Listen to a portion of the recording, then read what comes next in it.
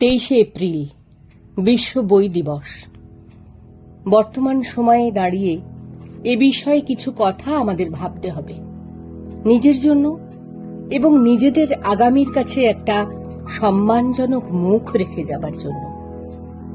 বই শব্দটার একটা গভীর চেতনা বা অস্তিত্ব আছে, যা কেবল কাগজের সমষ্টির চেয়েও বেশি কিছু।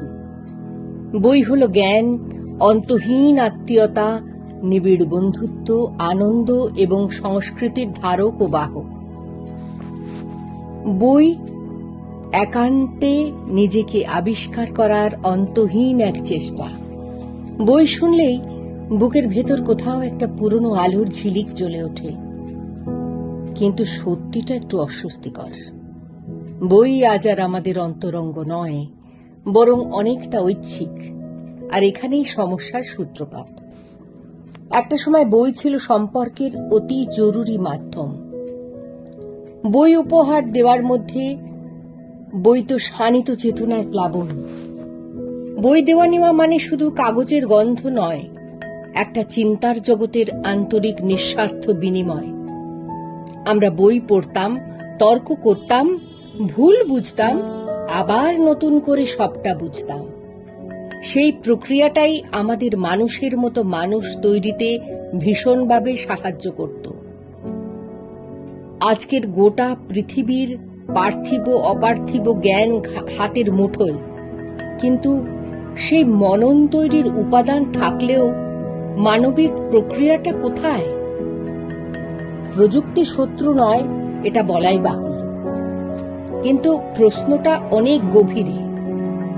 প্রযুক্তি কাকে সার্ভ করছে? যখন মেটা প্ল্যাটফর্মস, ইউটিউব বা রিলসের অ্যালগরিদম আমাদের মনোযোগকে পণ্য বানায়, তখন আমরা আর ব্যবহারকারী নই, আমরাই একটা প্যাকেজ প্রোডাক্ট। এই যে অ্যাটেনশন ইকোনমি, এটা নিছক প্রযুক্তিগত পরিবর্তন নয়, এটা গভীরভাবে পুঁজিবাদী কাঠামোর অংশ, যেখানে চিন্তা নয়, প্রতিক্রিয়া বিক্রি হয়, যুক্তি নয়, উত্তেজনা বিক্রি হয়। এভাবেই মৃত্যুও আজকে পণ্য।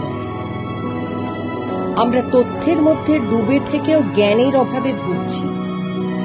এক ধরনের পোস্ট ট্রুথ বাস্তবতায় ঢুকে পড়েছি, যেখানে সত্যি আর মিথ্যের সীমারেখা ইচ্ছাকৃতভাবে ঝাপসা করে দেওয়া হয়।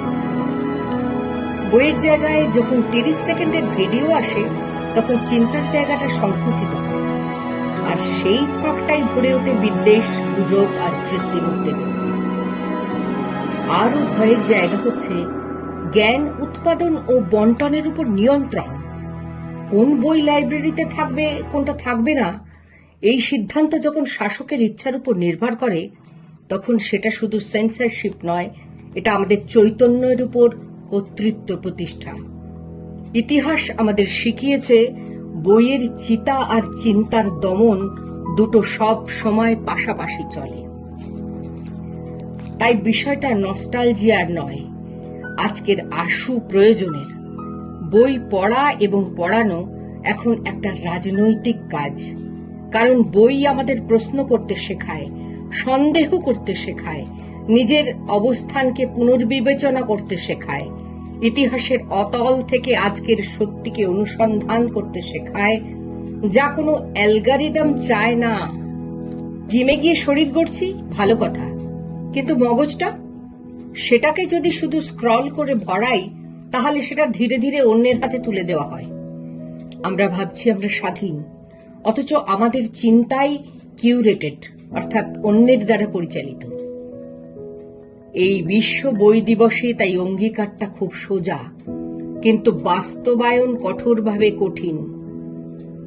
স্মার্টফোন থাকবে, প্রযুক্তি থাকবে, এআই থাকবে, কিন্তু সাথে সাথে বইও থাকবে। বইকে অপশন নয়, অস্ত্র বানাতে হবে। কারণ শেষ পর্যন্ত এআই কে নিয়ন্ত্রণ করবে কে? যে পড়েছে, যে ভেবেছে, যে প্রশ্ন করতে শিখেছে সে, নাকি যে শুধু স্ক্রল করেছে? একথা যদি আজ উপলব্ধি না করি, তাহলে আগামী প্রজন্ম শুধুই তথ্য সমৃদ্ধ হবে, কিন্তু অবশ্যম্ভাবী হবে চিন্তাশূন্য চেতনার জড়ভরত।